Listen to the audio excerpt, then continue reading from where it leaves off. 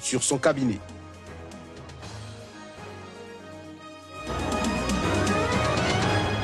Enfin, la Russie ne sait toujours pas si elle sera aux Jeux Olympiques dans 2 semaines. Le Comité international olympique veut encore examiner tous les scénarios avant de trancher.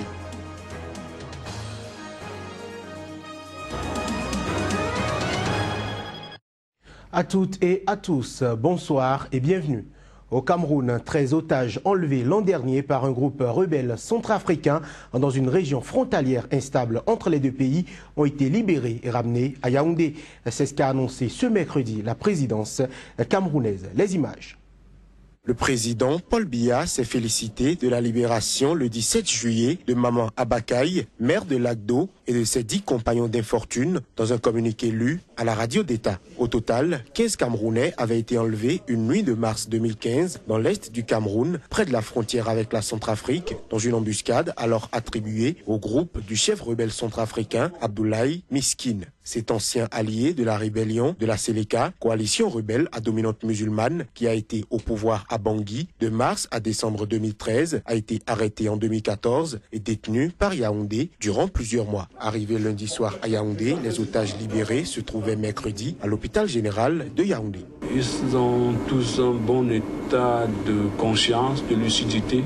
Et la seule chose, c'est qu'ils sont amaigris, dénutris, avec des lésions cutanées qu'on appelle dermatoses. C'est Dieu qui a voulu qu'on soit retenu pendant 15 mois et 19 jours en brousse. Et le jour où Allah a décidé qu'on soit libéré, les anges sont venus de partout.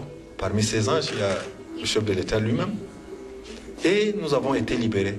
Donc je dis que ça, c'est un feuilleton dont on ferme la page aujourd'hui. Lorsque la Centrafrique a plongé dans le chaos en 2013-2014, ravagée par de sanglants affrontements intercommunautaires, les attaques et enlèvements attribués aux groupes armés centrafricains se sont multipliés dans la région frontalière de l'Est du Cameroun. Un calme précaire est revenu depuis plusieurs mois.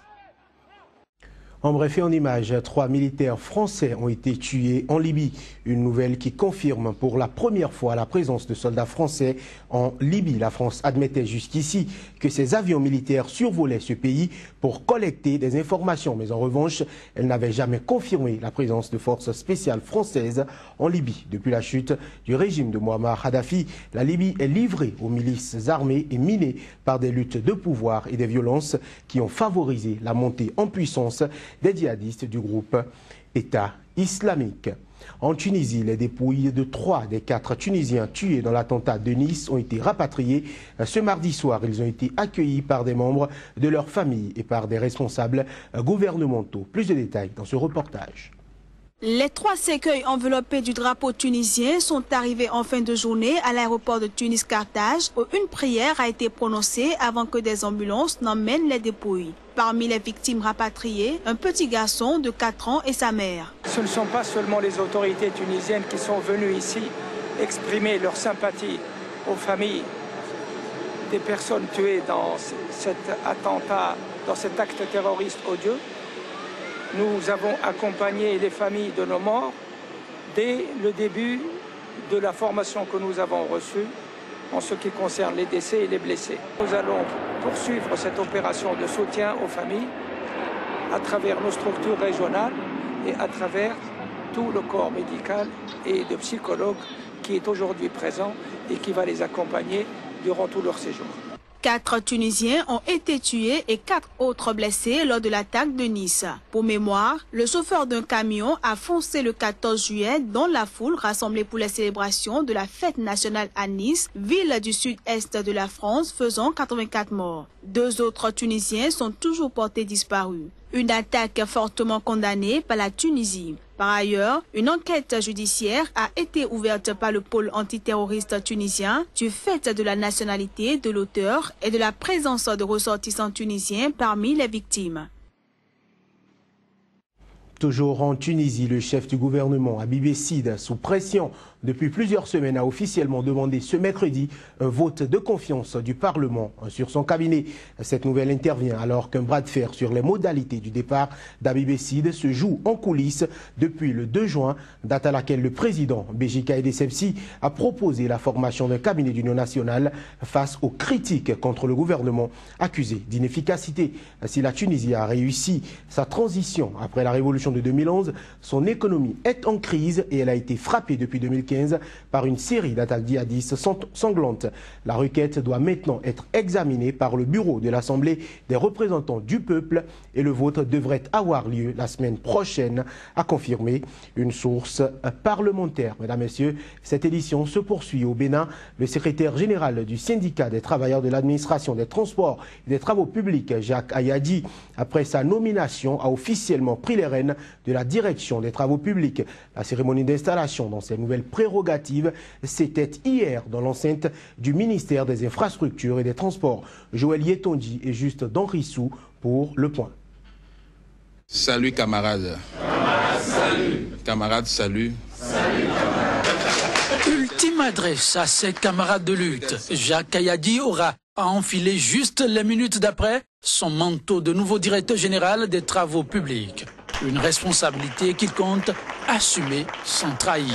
Je suis aujourd'hui directeur général des travaux publics.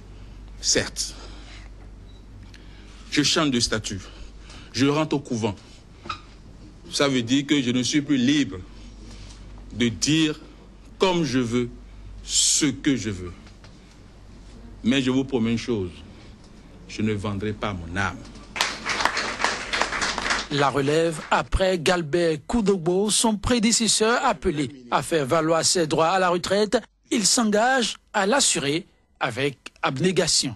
Nous allons faire en sorte que ceux qui nous ont fait confiance ne soient point déçus. Et que le peuple qui voit en moi un espoir, que ce peuple ne soit point déçu. Ingénieur des services des travaux publics de la catégorie A, échelon 10, le syndicaliste chevronné aux affaires est désormais attendu à l'œuvre. Une première conférence nationale sur la fièvre hémorragique à virus Lassa au Bénin. C'est la faculté des sciences de la santé qui abrite la rencontre. L'objectif est de faire le point de la lutte contre ce virus. À ce jour, les leçons apprises et les perspectives. Reportage. 2 épisodes successifs sont survenus au Bénin en novembre 2014 et au début de l'année 2016. Comme conséquence, des pertes en vies humaines, aussi bien dans le rang des populations que dans celui des personnels de santé, ont été enregistrés. Pour l'OMS, il est important de mûrir les réflexions afin de se préparer à d'éventuelles résurgences. Dans le cas de la fièvre hémorragique à virus Lassa, un seul cas découvert dans la famille peut causer les mêmes conséquences, sinon le même désastre que celle d'Ebola. Alors, nous avons à prendre garde. La peur dans le sensationnel a souvent pris le dessus sur la réalité médicale et scientifique. Mais l'État béninois a su, avec l'appui de ses partenaires techniques et financiers, prendre la mesure de l'épidémie. Le but visé par le ministère de la Santé est de présenter les acquis issus de la gestion de ces épidémies de fièvre hémorragique à virus Lassa par domaine d'intervention. Identifier les besoins pour une bonne préparation pour faire face aux éventuelles apparitions de cas des années à venir. Inviter les départements et les zones sanitaires à élaborer et à mettre en œuvre sur leur territoire des plans d'action afin d'articuler les stratégies nationales. Face à ce problème majeur de santé publique, les bonnes décisions doivent être prises pour en arriver à la prévention. Ménageons donc notre monture pour une promotion et une protection plus efficace de la santé des populations.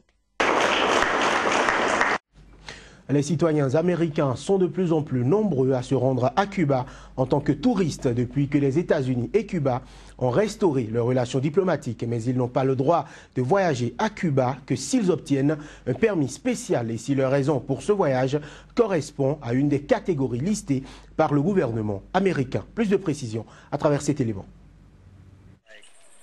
L'embargo décrété en 1962 stipule que la loi américaine oblige ses citoyens à respecter des critères et un parcours précis sur l'île, mais nombre d'entre eux y voyagent à leur guise. Les voyageurs américains déjouent facilement les restrictions censées les empêcher de se promener comme de simples touristes à Cuba. C'est très différent maintenant, ça change. Il y a beaucoup d'Américains qui veulent venir ici. C'est ma première fois. J'adore, c'est magnifique. J'adore que ce soit resté pareil.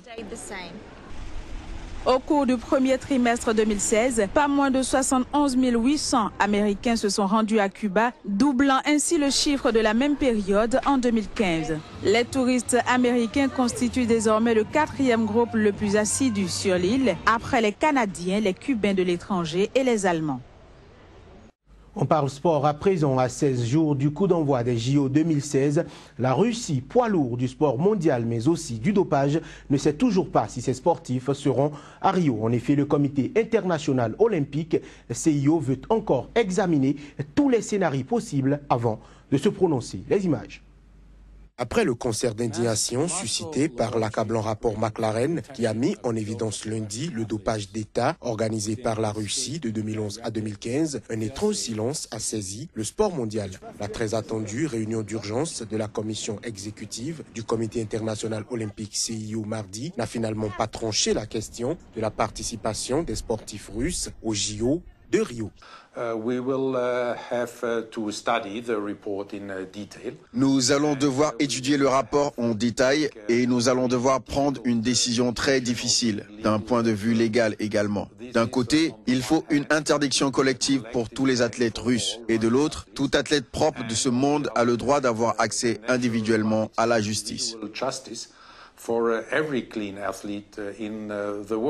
Sur ce point précis, il a donné rendez-vous jeudi où il devrait y voir plus clair après le jugement du tribunal arbitral du sport, TAS. La plus haute instance de la justice sportive devra décider jeudi au plus tard si l'exclusion collective prononcée le 17 juin par l'IAAF est conforme aux règles de l'IAAF elle-même, à celles du Code mondial antidopage et à la charte olympique. Pour les Russes, par contre, cette affaire semble politique. À toutes les époques, tous les pays avaient des confrontations les uns avec les autres. Mais le sport n'a jamais fait partie de ces confrontations parce qu'il y avait d'autres leviers de pression, d'autres moyens de jouer l'un avec l'autre. Aujourd'hui, le sport relève de la politique et du business. En attendant la décision du TAS, le CIO a placé chaque fédération internationale devant ses responsabilités et répété que la présomption d'innocence des athlètes de Russie à l'égard du dopage ne s'appliquait plus.